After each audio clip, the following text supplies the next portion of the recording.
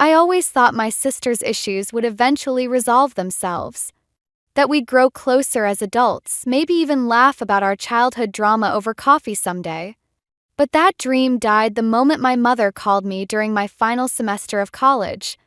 My name is Sawyer, and I was 3 months away from graduating with my business degree when everything fell apart. I was sitting in the campus library, surrounded by marketing textbooks and empty coffee cups, when my phone buzzed. "Honey, we need to talk about your tuition," my mother said, her voice carrying that familiar tension I'd grown to dread. "There's been a change of plans." I felt my stomach drop. "What do you mean?" "Harper needs intensive therapy. The new program we found. It's expensive, but it's supposed to be revolutionary. Your father and I have decided to redirect your college fund to cover it." The fluorescent lights suddenly felt too bright. My hands went numb. "Mom, I'm 3 months from graduating. I can't just—" "I know it's not ideal," she cut in, using the same tone she'd used countless times when choosing Harper's needs over mine. "But your sister is in crisis. She tried to hurt herself again last week." Course she did. Harper's attempts always seemed to coincide with moments when attention shifted away from her. Like my high school graduation when she swallowed 3 Tylenol and called it an overdose. Or my college acceptance when she scratched her arms with her fingernails and claimed it was a cry for help. "I have rent to pay," I said, my voice shaking. "Books, food. I've been counting on that money." "You're so capable, honey. You'll figure something out. Maybe take out some loans? Harper doesn't have your resilience. She needs us." I stared at my marketing project, the words blurring together. 3 years of perfect grades, working part-time jobs, doing everything right, and none of it mattered. 'Cause Harper needed something, and in our family, Harper's needs were always paramount. "When did she try to hurt herself?" I asked, already knowing the answer. "Last Thursday." I laughed, but there was no humor in it. "The day after I told you about my job offer in Chicago?" My mother's silence spoke volumes. "Sawyer, please don't make this harder than it needs to be. We're family. We have to support each other." "Right," I whispered. "Family." I ended the call and sat there, watching students pass by with their normal lives and normal problems.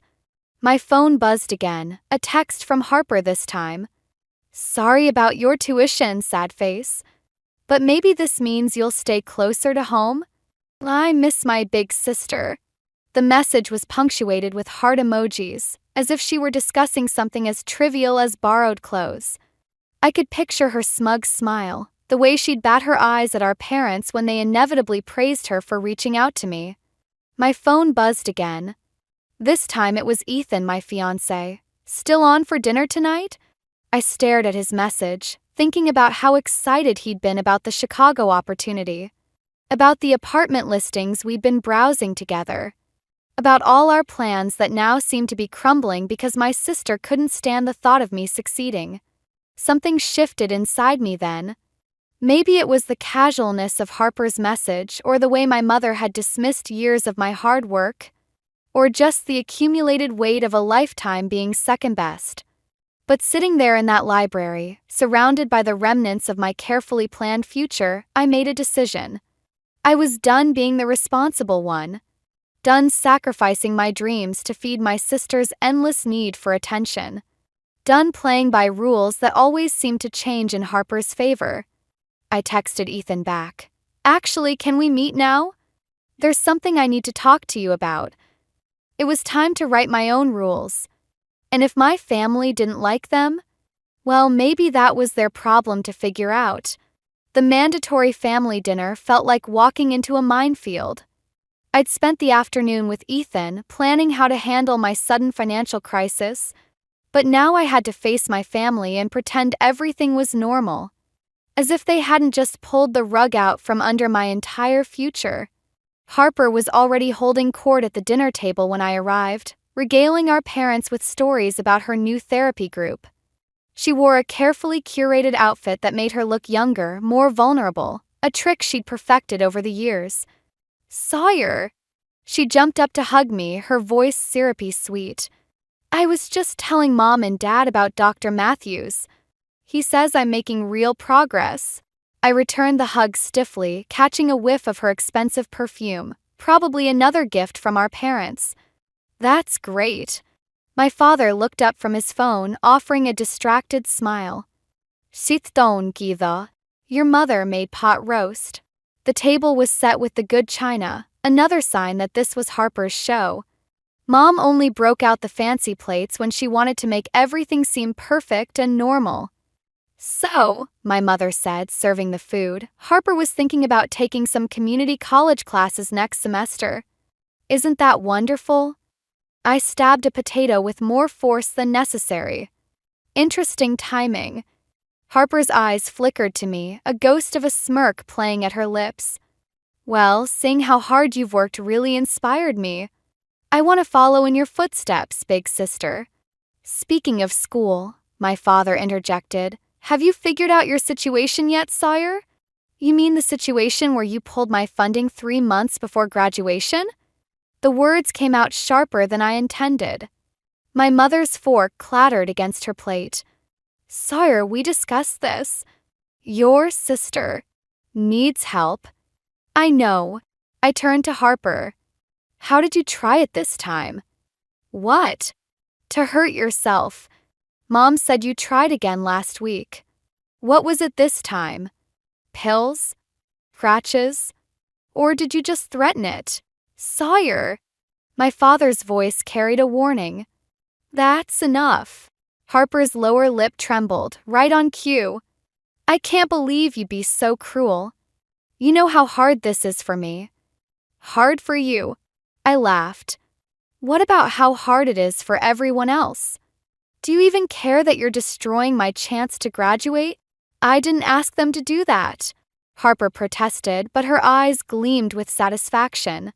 My mother reached for Harper's hand. Sweetheart, don't get upset. Dr. Matthews said we need to avoid triggers. Of course, I cut in. We wouldn't want to trigger Harper. Heaven forbid she face any consequences for her actions. That's not fair, my father said. Your sister is sick. Is she? Or is she just really good at manipulating everyone? Harper pushed back from the table, tears flowing perfectly down her cheeks. I can't do this. I'm having an anxiety attack. As if on cue, my parents rushed to comfort her. I watched them fuss over her, remembering all the times I'd needed support but stayed quiet because Harper needed attention more. I'm leaving, I announced, standing up. Don't be dramatic, my mother sighed. Sit down and finish your dinner. No. I grabbed my purse. I have to go figure out how to save my future since you've decided Harper's latest crisis is more important. Harper's sob grew louder. See what you've done, my mother hissed. She was doing so well, and now? Now what? I challenged. Now she'll need more therapy? More attention? More of my tuition money? As I turned to leave, Harper called out, I'm sorry you're hurting, Sawyer. Maybe you should join my therapy group. We could heal together. I paused at the door, taking in the scene. Harper, the perfect victim, surrounded by our concerned parents. My half-eaten dinner growing cold. The familiar tableau of my family's dysfunction. You know what, Harper? Keep the money. Keep all of it. But remember something, I won't always be around for you to use as a stepping stone. I walked out, ignoring my mother's calls to come back. In my car, my phone lit up with a text from Harper. I really am trying to get better. Don't you want me to get better? I deleted the message without responding. For the first time in my life, I didn't care if Harper got better. I just wanted to get free. After the disastrous family dinner, I sought refuge at my grandmother Evelyn's house. She'd always been my safe harbor, the only one who saw through Harper's performances. But when I arrived, I found her sitting at her kitchen table, looking more troubled than I'd ever seen her. I was hoping you'd come by, she said, pushing a cup of tea toward me. We need to talk about your sister. My stomach clenched. What did she do? She came to me last week, crying about needing money for some experimental therapy. Said your parents couldn't afford it. Evelyn's hands trembled slightly as she lifted her cup. I gave her $5,000. You what? The room seemed to tilt. Grandma, that therapy money was supposed to come from my tuition. I know that now. Her voice hardened. I called Linda yesterday to ask how Harper's new treatment was going. Imagine my surprise when she had no idea what I was talking about. A knock at the door interrupted us. Through the window, I saw Harper standing on the porch, wearing the same vulnerable outfit from dinner. Evelyn's expression turned to steel. Perfect timing, she muttered, moving to answer. Harper breezed in like she owned the place. Grandma, I can explain everything, oh. She faltered when she saw me.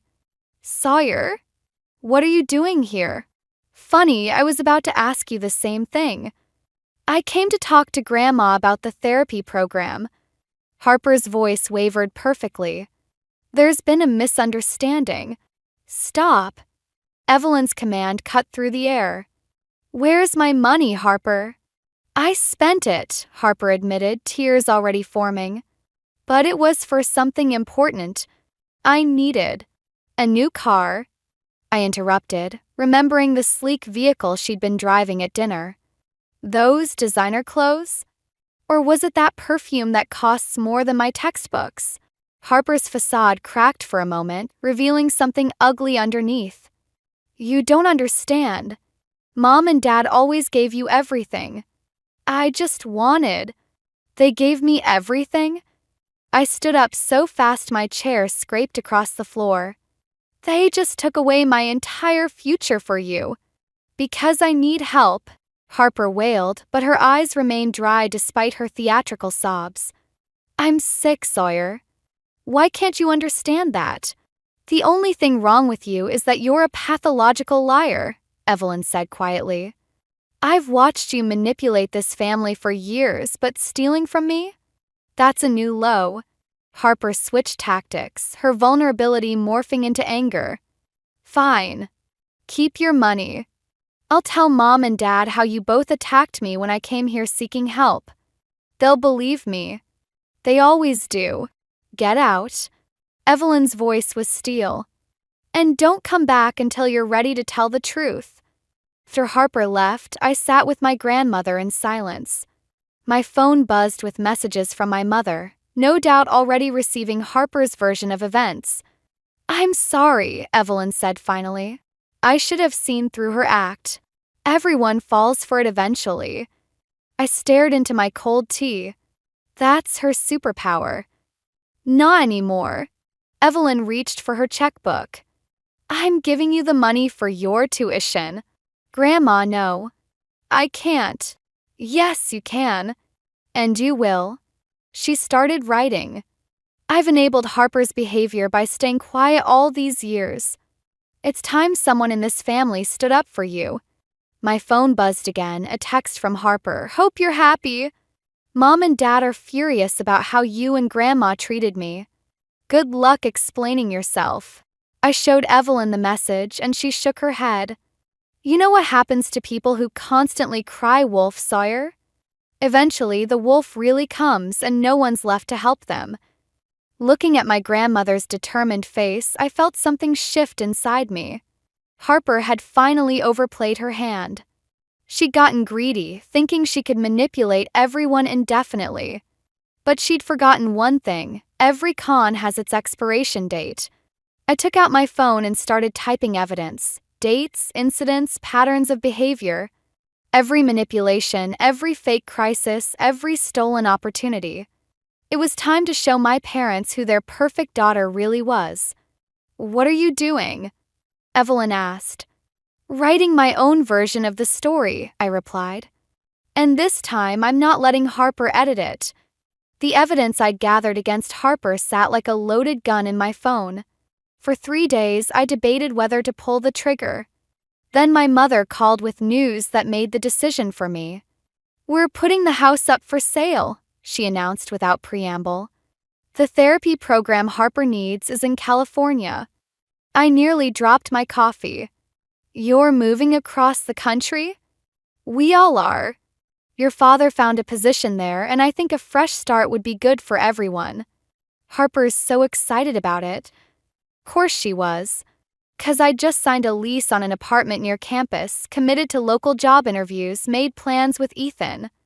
When were you planning to tell me this? I asked, though I already knew the answer.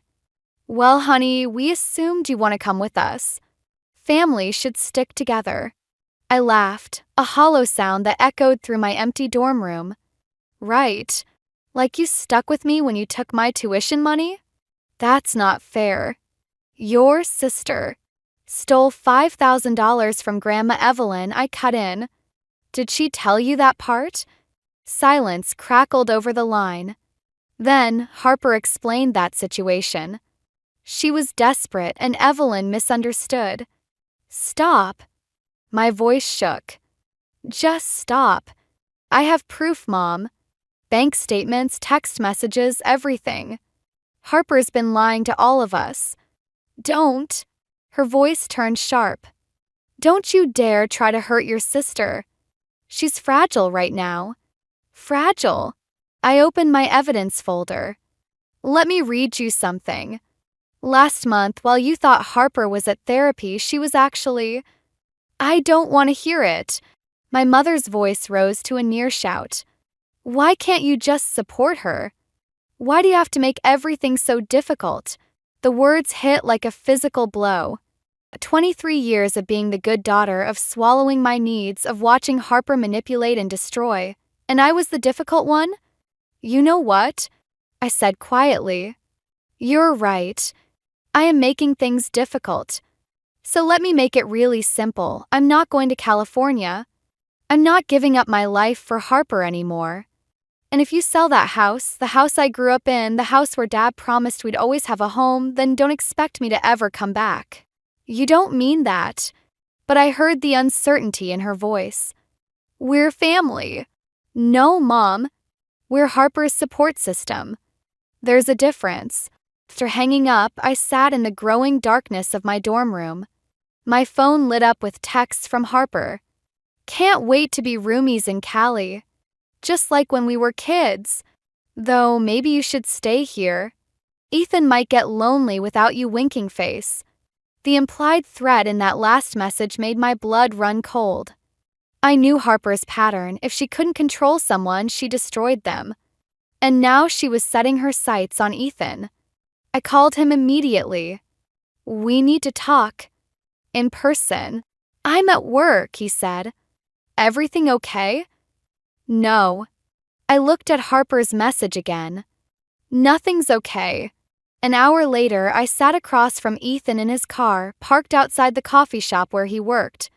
I showed him everything, the evidence, the texts, Harper's threat. Jesus, he whispered, scrolling through the messages. Your sister needs serious help. She's getting it. In California. I took a deep breath. My parents are selling the house and moving there with her. His head snapped up. What about us? Our plans. They expect me to go with them. To give up everything here and start over where Harper can have a fresh start. I couldn't keep the bitterness from my voice. Ethan was quiet for a long moment. Then he reached into his glove compartment and pulled out a small box. I was going to wait until your graduation, but... He opened it, revealing a simple engagement ring. Maybe we need our own fresh start. I stared at the ring, then at Harper's threatening message still glowing on my phone. In that moment, I realized I had to make a choice. Keep playing Harper's game and lose everything, or finally start fighting back. I took the ring. Harper wanted a war? Fine. But this time, I wasn't going to be the only casualty. The engagement ring felt heavy on my finger as I walked into my childhood home one last time. My parents were hosting a farewell dinner before their move to California, and I decided it was time to make my own announcement. Ethan squeezed my hand as we approached the front door. You sure about this? He whispered. I nodded, though my stomach churned. Through the window, I could see Harper helping Mom set the table, playing the perfect daughter role. She'd been suspiciously quiet since her threat about Ethan, which only made me more nervous. The moment we stepped inside, Harper's eyes locked onto my ring. Her smile flickered for just a second before spreading wider. "Oh my God, are you engaged?" Before I could answer, she threw her arms around me in an enthusiastic hug. "I'm so happy for you," she whispered in my ear, then added so only I could hear. "Though it's a shame you won't get to have the wedding at home, since we're selling it and all." My mother's reaction was more subdued. She stared at the ring, then at Ethan as if seeing him for the first time. "This is unexpected, is it?" I challenged. "We've been together 3 years. But with the move to California—" "I'm not going to California," I cut in. "I thought I made that clear." My father emerged from his study, drawn by the tension in our voices. "What's going on?" "Sawyer and Ethan are engaged," Harper announced, her voice dripping with sweetness. "Isn't it wonderful? Though the timing seems a bit rushed. Almost like a desperate attempt to stay here." "It's not desperate," Ethan said firmly. "I've been planning this for months." "Of course you have," Harper smiled, but her eyes were cold. "I just hope Sawyer isn't using you to avoid her family responsibilities." "Responsibilities?" I laughed. "You mean enabling your lies? Watching you manipulate everyone? Giving up my future so you can have another fresh start?" "Sawyer," my mother warned. "Your sister is trying to get better." "No, she's not." I pulled out my phone. "She's trying to control everyone.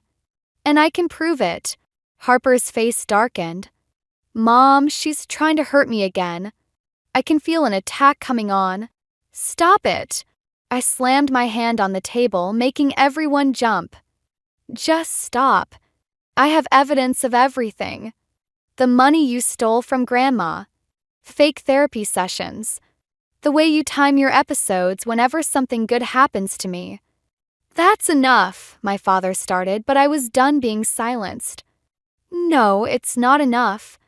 You're selling our home, the home where Mom raised us, where Dad taught me to ride a bike, where we had every Christmas, because Harper wants attention. You're abandoning everything we built here because she's throwing another tantrum. And I'm done pretending it's okay." Harper's facade cracked. "You think you're so perfect, don't you? The responsible one. The good daughter. But you're just jealous because Mom and Dad love me more." "Love you more." I felt something break inside me. "They don't love you more, Harper. They're terrified of you. Of what you'll do if they don't give you everything you want." "Sawyer, please," my mother begged. "You're making things worse." "No, Mom. Harper makes things worse. She always has.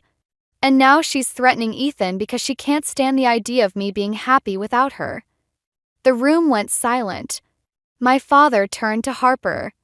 "What is she talking about?" But Harper had already switched to victim mode, tears streaming down her face. "I can't believe you'd accuse me of that. I'm your sister. I love you. I just want us to be a family." "We're not a family," I said quietly. "We're your audience. And I'm done watching the show." I took Ethan's hand and walked toward the door. Behind me, I heard Harper call out, "If you leave now, don't expect to be welcome back." I turned one last time, taking in the scene. My sister's calculated tears, my mother's desperate expression, my father's confusion. The home that had become a stage for Harper's endless drama. "Don't worry," I said. "I won't be back. But remember this moment, Harper. Remember that you chose this." As we left, I heard Harper start to wail and my parents rushing to comfort her. But for the first time in my life, I didn't feel guilty walking away from her crisis. I felt free. 3 weeks after the confrontation, my parents left for California. I thought I'd feel relieved, but instead I felt hollow. Empty houses have a way of echoing with memories, and as I helped Grandma Evelyn clean out the last of their belongings, each room felt like a punch to the gut. "They didn't even say goodbye," I muttered, folding a forgotten blanket. "Just packed up and left." Evelyn squeezed my shoulder, but before she could respond, my phone rang. Unknown number. Hello? Is this Sawyer Bennett? A woman's professional voice. This is Dr. Reynolds from Mercy Hospital. We have your sister Harper here. My blood ran cold. What happened? She was found unconscious in her hotel room. Parent overdose. Your parents are still in transit to California, and you're listed as her emergency contact. Course I was. They probably hadn't updated the paperwork yet. Is she? I couldn't finish the question. She's stable, but she's asking for you. She seems quite distressed. I looked at Evelyn, who had heard enough to understand. She nodded grimly. Go. I'll finish here. 20 minutes later, I stood outside Harper's hospital room, watching through the window as she lay there, looking smaller and more vulnerable than I'd ever seen her. A nurse approached me. She's been asking for you repeatedly. Though. The nurse hesitated. You should know she tried to refuse treatment at first. Said she wanted to make Sawyer sorry. My hands started shaking. Even now, even here, it was all manipulation. But what if it wasn't? What if this time was real? Harper's eyes found me through the window. She lifted one hand weakly, and for a moment I saw the little sister who used to crawl into my bed during thunderstorms. I walked in. You came, she whispered, tears streaming down her face. I didn't think you would. What happened, Harper? I couldn't do it. Couldn't leave knowing you hate me. Her voice cracked. Mom and Dad don't understand me like you do.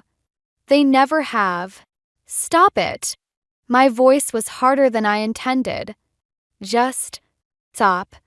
Are you really hurt, or is this another performance? Her face changed just slightly. Why do you always think I'm lying? I could have died.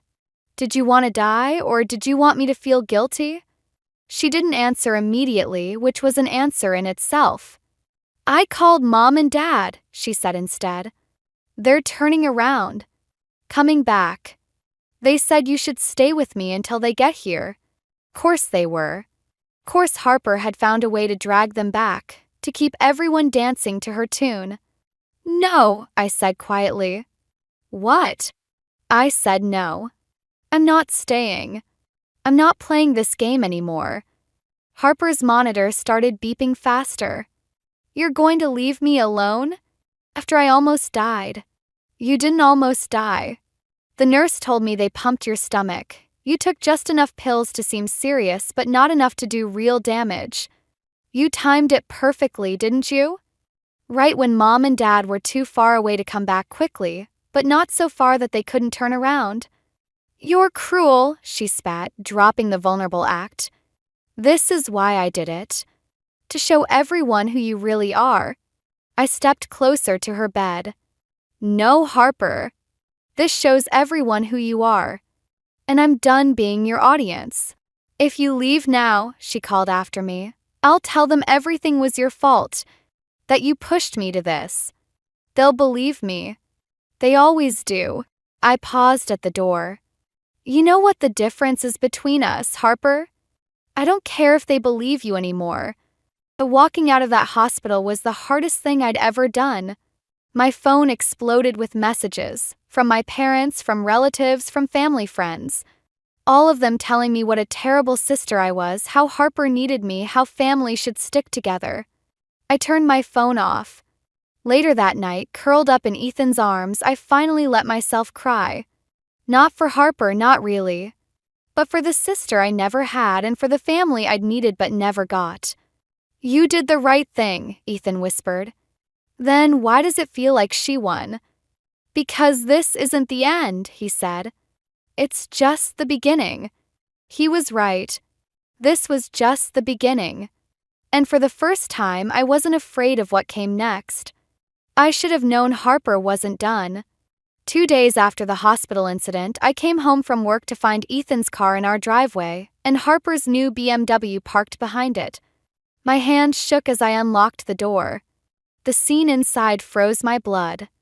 Harper was perched on our couch, wearing a dress I recognized from my own closet.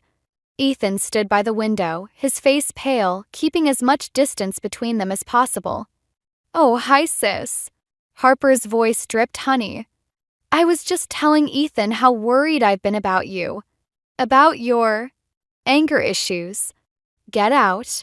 My voice was surprisingly steady. "That's exactly what I mean," Harper turned to Ethan. "She's always so hostile. Mom and Dad are terrified she might do something dangerous. That's why they left, you know. It's not because of me." Ethan started to speak, but Harper cut him off, rising from the couch with practiced grace. "They told me everything, Ethan. How she's been jealous of me since we were kids. How she twists things to make me look bad." She stepped closer to him. "How she's probably using you to hurt them." "Stop it, Harper. I'm just trying to protect him." Another step closer. "He deserves to know what he's getting into. How you'll eventually turn on him just like you turned on us." I watched her move toward Ethan, recognizing her familiar pattern. The vulnerable pose, the wide eyes, the slight tremor in her voice that made people want to comfort her. "Show him," I said quietly. Harper froze. "What?" "Show him the texts. The ones where you threatened him. Show him the bank statements from Grandma's account. Show him the hospital records that prove you timed your overdose perfectly." "I don't know what you're talking about." But her mask slipped just slightly. "Yes, you do." I pulled out my phone. "Because I have copies of everything. Every manipulation. Every lie. Every calculated crisis." "You're doing it again," she said, but her voice wavered. "Twisting things. Making me the villain." "No, Harper. You did that yourself." I turned to Ethan. "Tell her what happened when she got here." Harper's eyes widened. Ethan cleared his throat. "She tried to kiss me. Said we could run away together, that you'd never have to know." "That's not, I didn't." Harper's performance crumbled. "He's lying. Just like you taught him to." "I recorded it," Ethan said quietly, holding up his phone. "All of it." Harper's face transformed, beauty twisting into something ugly. "You think this changes anything? Mom and Dad will never believe you. They'll say you manipulated the recording, that you set me up. They'll choose me. They always choose me." "I know," I said, and somehow it didn't hurt anymore. "But I'm not doing this for them. I'm doing it for me." "For you." She laughed, high and brittle. "You're nothing without me. You've spent your whole life being my sister. What are you without that? Free." I stepped closer, watching her flinch. "And you know what, Harper? I pity you. Because you'll spend your whole life trying to control people, and you'll never understand why they eventually all walk away." "They won't walk away. I won't let them." "Like you didn't let me?" I pulled out one final piece of paper, the restraining order I'd filed that morning. "This says differently." She snatched it, reading with trembling hands. "You can't do this. We're family." "No, Harper. We're not. We never really were." When she lunged at me, it wasn't entirely unexpected. But Ethan was faster, stepping between us. Harper stumbled back, her carefully constructed world crumbling around her. "Get out," I said again. "And if you ever come near me or Ethan again, I'll release everything. Every recording. Every document. Every ugly truth." She backed toward the door, tears falling, real ones this time. "You'll regret this. You need me." "No," I said softly. "I really don't." After she left, Ethan held me while I shook, not from fear or sadness, but from relief. For the first time in my life, I'd seen Harper clearly. And more importantly, I'd finally seen myself. 6 months after Harper's final performance, I graduated with my business degree. Standing in my cap and gown, I searched the crowd out of habit, still half expecting to see my parents. Instead, I found Ethan and Grandma Evelyn beaming with genuine pride. "Your parents called," Evelyn told me later at the celebration dinner. "They wanted to know if you'd reconsider coming to California. Harper's apparently doing better." I stirred my coffee, watching the cream create patterns. "And what did you tell them?" "I told them they should have been here today." She reached into her purse, pulling out an envelope. "Which is why I want you to have this now instead of waiting." Inside was a letter from her lawyer. I read it twice, my hands shaking. "Grandma, this is your inheritance, yes. But I'm not waiting until I'm gone to help you build your life." She covered my hand with hers. "I've watched you fight for yourself this past year. It's time someone fought for you too." The amount was enough to start the small marketing firm I dreamed about. Enough to break free completely. "Harper will be furious," I said, but the thought didn't hurt like it used to. "Harper needs to learn that actions have consequences." Evelyn's voice was firm. "Just like your parents need to learn that enabling isn't the same as loving." My phone buzzed, a text from my mother. "Harper saw your graduation photos online. She's upset you didn't invite us. Please call." I deleted it without responding. "You know what the strangest part is?" I said to Evelyn. "I thought getting revenge on Harper would feel better. Make everything right. But when I finally stood up to her, it wasn't about revenge at all." "What was it about?" "Freedom. From her, from their expectations, from who I thought I had to be." Ethan joined us, sliding into the booth. "Speaking of freedom, I have news." He grinned. "The Chicago firm called. They want both of us, you for marketing, me for development. We can start next month." I felt something settle in my chest, not happiness exactly, but peace. "What do you think, Grandma? Should we go?"